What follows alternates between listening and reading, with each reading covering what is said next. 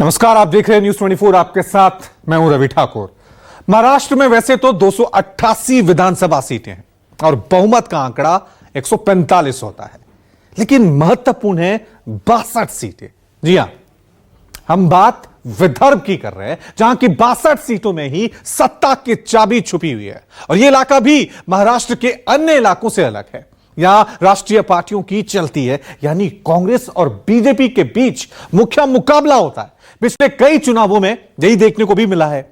इस चुनाव में भी इसी के आसार नजर आ रहे हैं और यही वजह है कि कांग्रेस और बीजेपी दोनों की ओर से विदर्भ को लेकर खासी तैयारी की गई है। पीएम मोदी विदर्भ में रैलियां कर रहे हैं। कांग्रेस नेता राहुल गांधी ने भी खास रणनीति तय की है। किसानों और एमएसपी के मुद्दे पर मुखर हो रहे हैं। अब आज विदर्भ की बात करें, वहां किसान और किसानी के मुद्दों पर इतना जोर क्यों है, इसको भी समझेंगे। साथ ही ग्राउंड रियलिटी क्या है, इसकी भी पड़ताल करेंगे। देखिए यह विशेष रिपोर्ट। हिंदुस्तान की सरकार ने 20-25 अरबपतियों का 16 लाख करोड़ रुपए कर्जा माफ किया। मेरा नहीं किया सर। ये सरकार उस पर कुछ ख्याल नहीं कर रही है। मिनिमम सपोर्ट प्राइस कुछ न कुछ सोयाबीन के लिए, धान के लिए मिलना चाहिए, कपास के लिए मिलना चाहिए।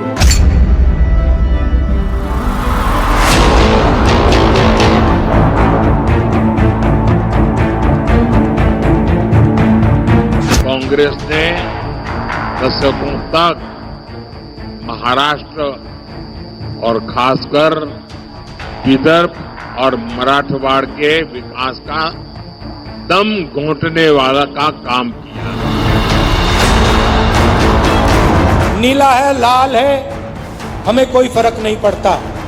इसके अंदर जो लिखा है उसकी हम रक्षा करते हैं, उसके लिए हम जान देने को तैयार हैं। एजुकेशन की जो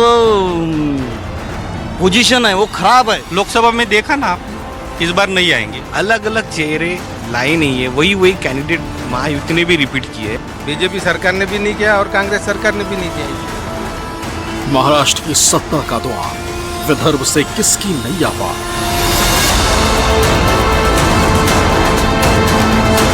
लोकसभा के बाद विधानसभा की बारी, बीजेपी पर कांग्रेस का दांव भारी।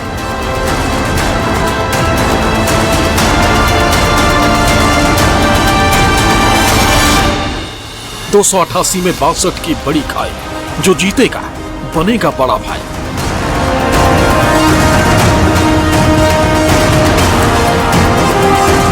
हिंदुस्तान की सरकार ने 20-25 अरबपतियों का 16 लाख करोड़ रुपए कर्जा माफ किया। मेरा नहीं किया सर। इन्होंने सोयाबीन की जो फसल है उसको जला दिया।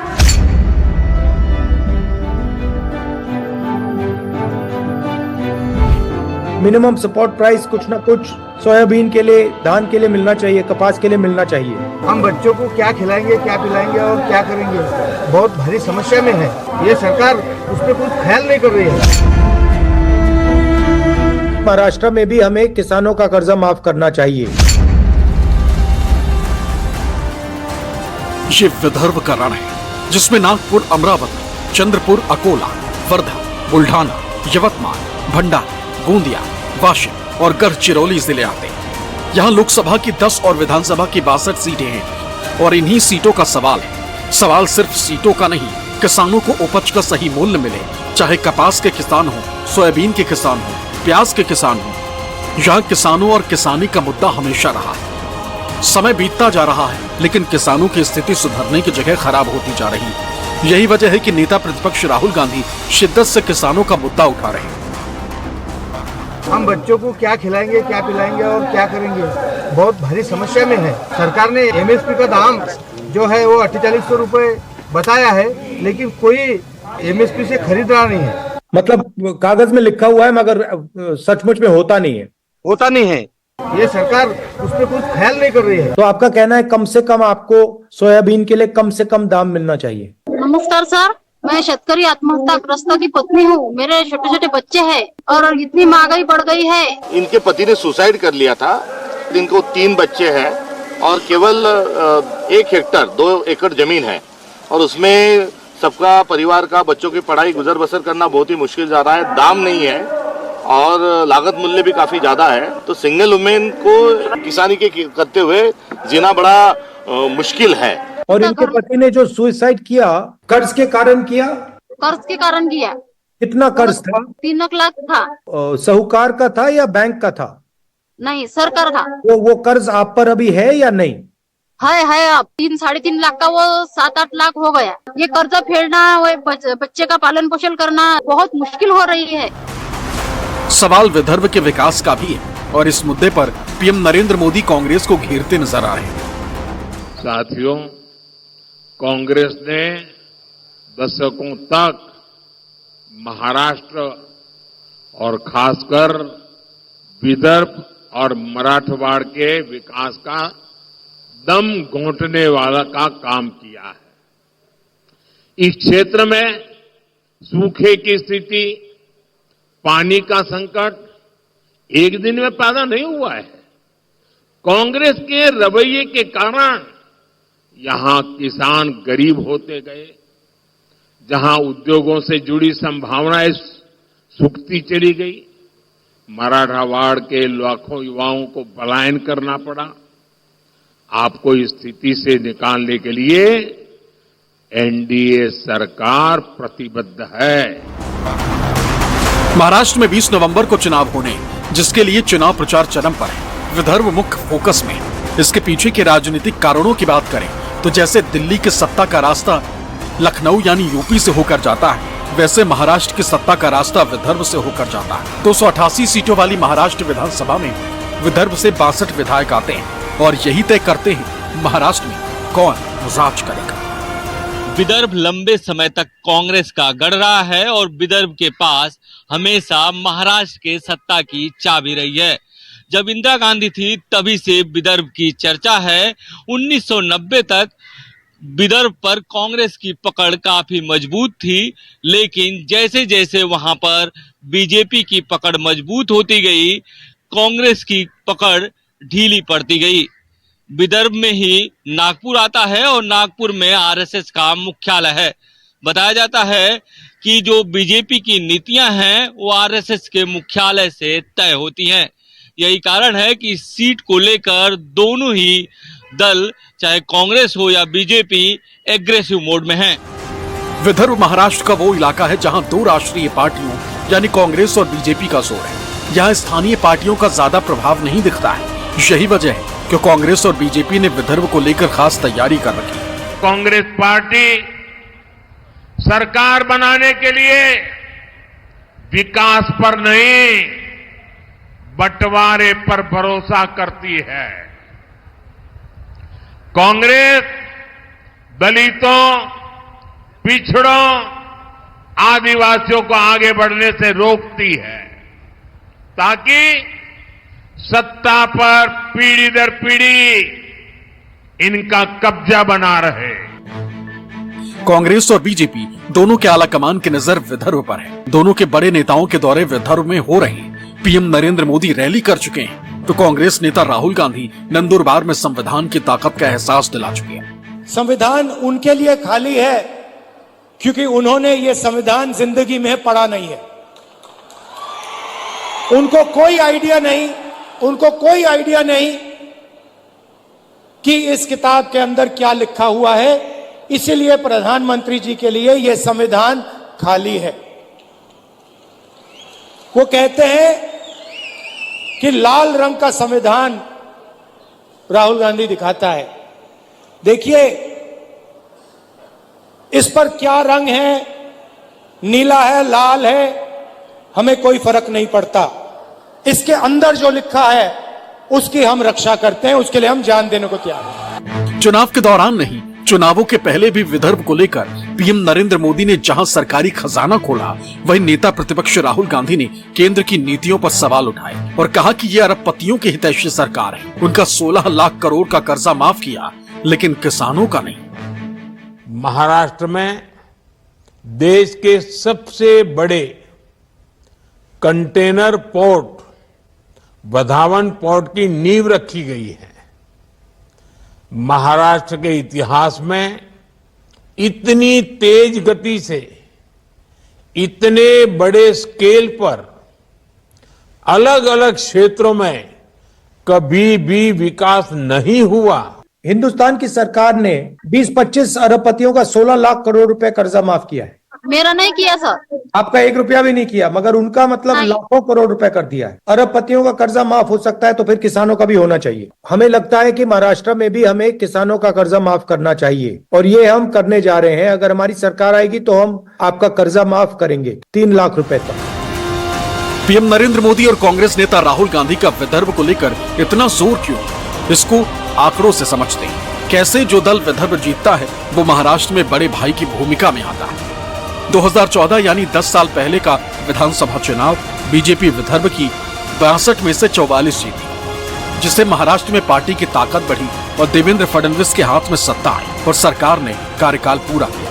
2019 यानी इससे पहले का विधानसभा चुनाव बीजेपी की विदर्भ में ताकत घटी, वो 44 से घटकर 29 सीटों पर आ गई। इसका असर ये हुआ कि राज्य में शिवसेना ने बीजेपी को बड़े भाई की भूमिका पर सवाल खड़े कर दिए। सीएम पद नहीं दिया, नतीजा रहा राज्य में शिवसेना और बीजेपी का दशकों पुराना गठबंधन टूटा। नया गठबंधन बना जिसमें उद्धव ठाकरे कांग्रेस और एनसीपी के सहयोग से मुख्यमंत्री बने, लेकिन कार्यकाल के बीच में पार्टी टूटी और सत्ता चली गई। साफ है, विदर्भ ने साथ दिया तो सत्ता रही और साथ छोड़ा तो सत्ता जाती भी रही। यही विदर्भ की ताकत है। इसी को पहचानते हुए चाहे बीजेपी हो या फिर कांग्रेस, दोनों ने जिन नेताओं को अपना प्रदेश अध्यक्ष बना रखा है वो विदर्भ क्षेत्र से ही आते हैं। इतना नहीं, दोनों दलों के विधायक दल के नेता भी विदर्भ इलाके से ही आते हैं। इन नियुक्तियों से साफ है कि महाराष्ट्र में विदर्भ का वेटेज सबसे ज्यादा है। हाल में यानी 2024 में लोकसभा चुनाव की बात करें तो विदर्भ की 10 लोकसभा सीटों में महाविकास आघाड़ी को 7 सीटें मिली हैं। इसमें अकेले कांग्रेस 5 सीटें जीती है, उसे 4 सीटों का फायदा हुआ है, जबकि महायुति को सिर्फ 3 सीटों पर संतोष करना पड़ा। बीजेपी को 2 सीटें मिली, उसे 3 सीटों का नुकसान हुआ। इससे कांग्रेस को 31 विधानसभा सीटों में बढ़त मिली, जबकि महायुति 20 सीटों पर ही बढ़त बना सकी, जिसमें बीजेपी 16 विधानसभा सीटों पर ही बढ़त बना पाई। अगर वोटों की बात करें तो विदर्भ क्षेत्र में कांग्रेस को 33.8% वोट मिले, वहीं शिवसेना यूबीटी को 7.7 और एनसीपी शरद को 4.5% लोगों ने वोट दिए, जबकि बीजेपी को 30% और शिंदे के शिवसेना को 7.1% वोट मिले।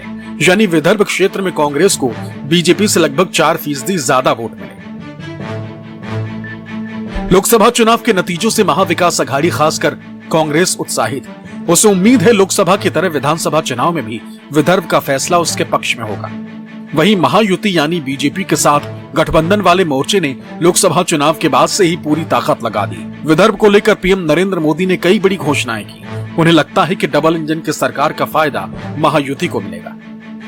विदर्भ को महाराष्ट्र की सत्ता का द्वार कहा जाता है और यहीं से राज्य के मुद्दे सेट होते हैं जो राज्य स्तर पर असर डालते हैं। यहाँ पर एमएसपी यानी किसानों को उपज का सही दाम मिलने का मुद्दा सबसे प्रमुख है, जिसको लेकर सरकार कटघरे में है, क्योंकि यहाँ पर किसान आत्महत्या कर रहे हैं।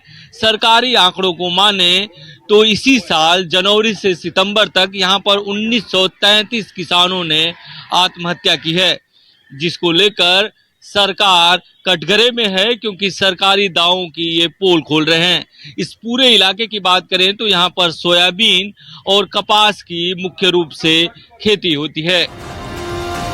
पीएम नरेंद्र मोदी वर्धा के दौरे पर आए तो उन्होंने कपास के किसानों का मुद्दा उठाया और उसी के सहारे कांग्रेस पर सवाल खड़े किए।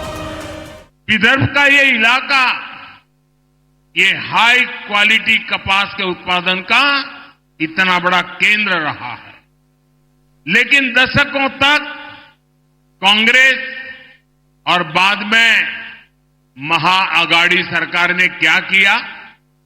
उन्होंने कपास को महाराष्ट्र के किसानों की ताकत बनाने की जगह उन किसानों को बदहाली में धकेल दिया।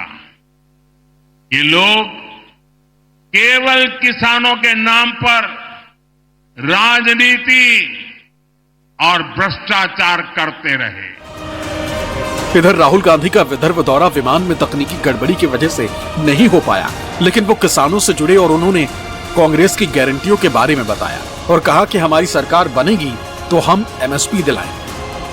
मैं आपसे कहना चाहता हूं, हमारी सरकार ने एक वायदा किया है 3,000 रुपए हर महीने महाराष्ट्र की महिलाओं के बैंक अकाउंट में डालने का। बहुत अच्छा निर्णय ले लिया। हम चाहते हैं कि आपके निर्णय लिया, उसके लिए हम बहुत आभारी हैं और हम आपकी मदद करना चाहते हैं। अब बात विदर्भ के जातीय समीकरण की करते हैं तो एक अनुमान के मुताबिक विदर्भ में OBC में आने वाली कुनबी जाति की आबादी सबसे ज्यादा तकरीबन 30% के करीब। इसके बाद OBC में आने वाली दूसरी जातियों की संख्या 28%, यानी OBC की संख्या 58% से ज्यादा है। अगर इसे चुनावी शब्दों में कहें तो विदर्भ की सत्ता की चाबी OBC वोटर्स के पास। वहीं विदर्भ में दलित 16, आदिवासी 11 और मुस्लिम 15% के आसपास।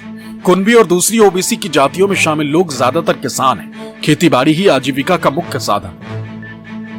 कांग्रेस ने विदर्भ के लिए इस बार DMK का फॉर्मूला बनाया है, जिसमें उसका मुख्य फोकस दलित, मुस्लिम और कुनबी वोटर पर है। वहीं बीजेपी OBC के साथ बंजारा समुदाय के वोटर्स पर फोकस कर रही है। कांग्रेस और बीजेपी के घोषणा पत्रों की बात करें तो दोनों दलों की ओर से किसानों की कर्ज माफी की घोषणा की गई। कांग्रेस ने 3 लाख तक का कर्ज माफ करने का वादा किया, वहीं बीजेपी ने कर्ज माफी के 7 साल में किसानों को 15,000 सम्मान निधि देने की बात कही। महाराष्ट्र की जनता की सेवा के लिए महाराष्ट्र विकास आघाड़ी का पंचसूत्री कार्यक्रम है। हमारी 5 गारंटी महाराष्ट्र के हर परिवार के उत्थान में मददगार होगी। हर परिवार को सालाना करीब 3 लाख रुपए का सहयोग मिलेगा। किसानों के लिए ऋण माफी और किसान सम्मान निधि को 12,000 से बढ़ाकर 15,000 कर रहे हैं। मूल्य स्थिरीकरण कोष के माध्यम से हम महंगाई को काबू करेंगे और 10 लाख प्रतिभावान छात्रों को मासिक 10,000 का मानदेय उनके आगे के अवसर के लिए देंगे। वहीं विदर्भ इलाके से आने वाले कांग्रेस और बीजेपी के बड़े नेता भी एक दूसरे पर सवाल खड़े कर रहे हैं और अपने दल की नीतियों पर भरोसा जता रहे हैं। आज ज्या प्रकारची सगळी गुंतवणूक आपल्या भागामध्ये येते, समृद्धी महामार्गासारखा महामार्ग झालाय, नवीन एअरपोर्ट आपला आता तयार होत आहे, त्यामुळे या सगळ्या कामांना जी काही चालना मिळू शकली ती आपल्या सगळ्यांच्या पाठिंब्यामुळे, आपल्या सगळ्यांच्या आशीर्वादामुळे वारंवार मी जे निवडून जाऊ शकलो त्यामुळे ही सगळी कामं आपण या ठिकाणी करू शकलो। मुख्यमंत्री झाले, आता राज्याचे उपमुख्यमंत्री आहे, पण आमच्या नागपूर शहरासाठी आणि आमच्या विधानसभेसाठी काय केलं याचा प्रश्न विचारला तर त्याच्याजवळ उत्तर नाही। मतं आपली आणि कारभार त्यांचा। मी अनेकदा सांगतो, जो रिपोर्ट माझ्याजवळ आहे त्या रिपोर्ट प्रमाणे यावेळेस देवेंद्र फडणवीस या मतदारसंघातून हारणार आहे। मी तुम्हाला इथं सांगून जातो। डिप्टी सीएम देवेंद्र फडणवीस नागपुर दक्षिण पश्चिम सीट से चुनावी मैदान में, तो कांग्रेस के प्रदेश अध्यक्ष नाना पटोले सकोली सीट से चुनाव लड़ रहे हैं। नेता प्रतिपक्ष और कांग्रेस नेता विजय वडेट्टीवार चंद्रपुर की ब्रह्मपुरी सीट से चुनाव मैदान में है। विदर्भ की 62 में से 34 ऐसी सीटें हैं जहां कांग्रेस और बीजेपी के बीच सीधी टक्कर है, जबकि शिवसेना के दोनों गुट 6 सीटों पर आमने सामने हैं, तो 7 ऐसी सीटें हैं जहां एनसीपी के दोनों धड़े आमने सामने की लड़ाई में हैं। महाराष्ट्र की राजनीति पर नजर रखने वाले विदर्भ को महत्वपूर्ण बता रहे हैं। सोयाबीन किसान हो या कॉटन के किसान हो या धान उगाने वाले किसान हो, इनकी समस्याएं बहुत गहरी हैं और वो जड़ तक पहुंची हुई हैं। वो परेशानियों से जूझ रहे हैं और एक सीरीज ऑफ सरकारों ने इस पे कुछ भी नहीं किया है। ये चुनाव में मुद्दा उठा है और इस मुद्दे का मुझे लगता है कि आने वाले चुनाव पे असर हम देखें तो मुझे बहुत आश्चर्य नहीं होगा।